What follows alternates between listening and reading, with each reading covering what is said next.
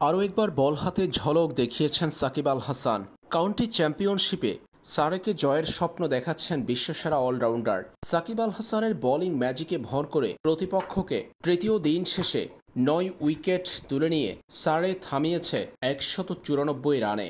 প্রথম দিনের মতো তৃতীয় দিনেও বল হাতে দুর্দান্ত ছিল সাকিব আল হাসান। প্রথম ইনিংসে 4 উইকেট পাওয়া বিশ্বসেরা অলরাউন্ডার নিজেদের দ্বিতীয় ইনিংসেও বোলিংয়ে নেতৃত্ব দিয়েছেন।